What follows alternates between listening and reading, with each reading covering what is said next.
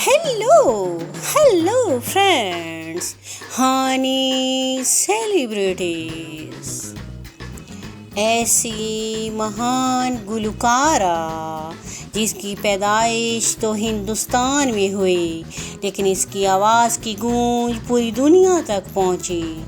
اس مہان گلوکارہ کا نام ہے ریشما۔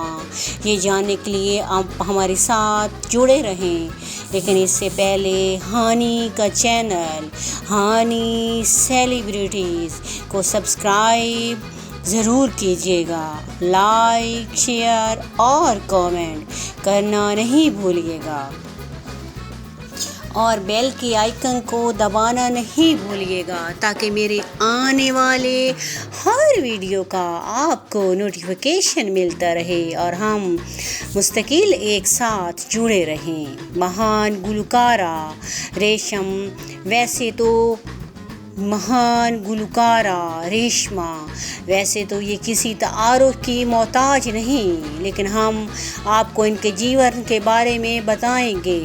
ریشما کا جنم 1947 میں بیکانیر میں ہوا۔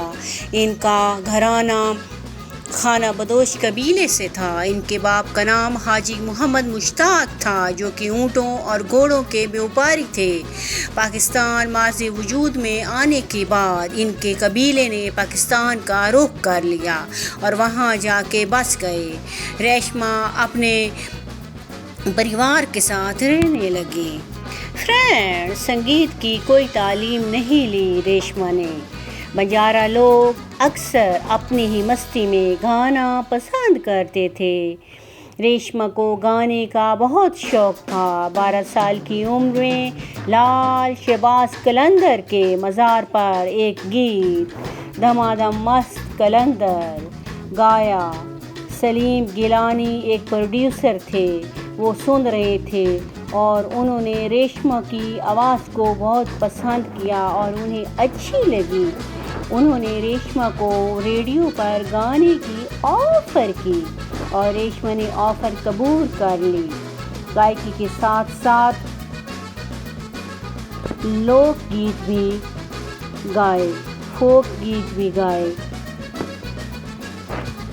اور اپنی اس آواز کی وجہ سے جانی پہچانی گئی۔ صوفی اور لوک گیت بھی بہت زیادہ تعداد میں گائے۔ انہوں نے راجستھانی، پشتو اور تقریباً ہر زبان میں گیت گائے، جو آج بھی لوگوں کو یاد آتے ہیں، اس کی یاد تازہ ہو جاتی ہے۔ ریشما جی 3 نومبر 2010 کو اس دنیا کو الوداع کہہ گئیں۔ 1 ماہ کومے میں رہیں۔ ان کو گلے کا کینسر ہو گیا تھا اور اس بیماری کی وجہ سے بہت ہی تکلیف میں وقت گزارا، اور اس وقت کے بادشاہ مشرف کو بھی بہت زیادہ درخواستیں کی علاج کے لیے، لیکن کسی نے نہ سنی۔ بہت قسم پرسی میں وقت گزارا۔ ایک یہ واحد گلوکارہ تھی جنہوں نے اپنے ہی قبیلے میں شادی کی اور نہ ہی انہوں نے کوئی تبدیلی کی، اور اپنے قبیلے کے ساتھ جڑی رہیں۔ آخری وقت جو ان کا گزرا ہے وہ بہت ہی قسم پرسی میں گزرا۔ بیماری کے لیے پیسے نہ تھے علاج کے لیے، اور انہوں نے اس وقت کے عامر مشرف کو درخواست کی کہ مجھے بیماری کے لیے کچھ رقم دی جائے، لیکن کسی نے کوئی امداد نہ کی، اور یہ مستقل تکلیف میں رہیں۔ اس نے اپنا قبیلہ اور اپنا پریوار نہ چھوڑا، اپنی ایز اٹ از اپنی فیملی میں ہی رہیں۔ ریشما کو جتنی خراج تحسین دی جائے اتنی کم ہے۔ بہت ہی ان کو صحرائے بلبل بھی کہا جاتا تھا۔ بہت ہی سمپل اور بہت ہی پیاری خاتون تھیں۔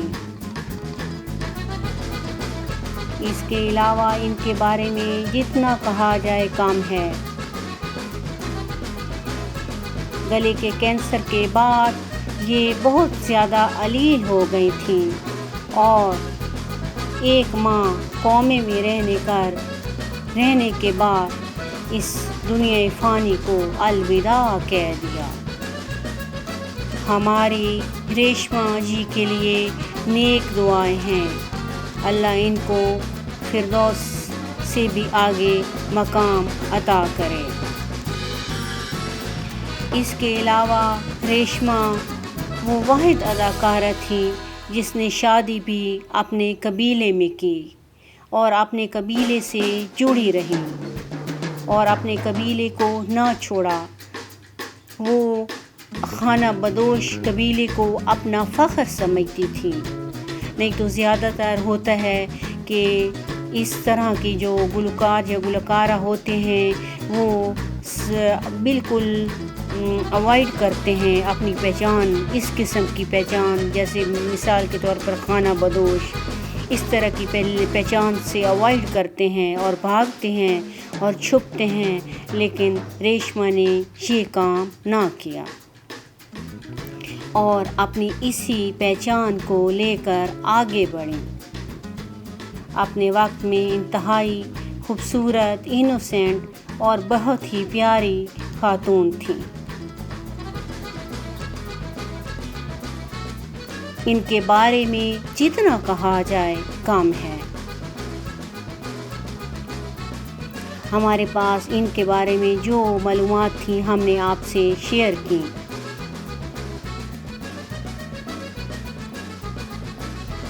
اس کے علاوہ ریشما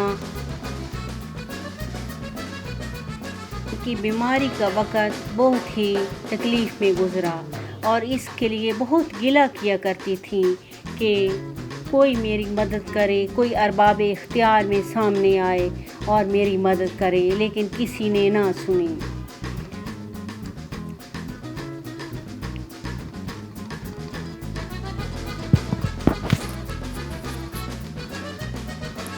فرینڈز، ریشما جی آج بھی ہمارے دلوں میں زندہ ہیں اور آج بھی ان کی آواز کی گونج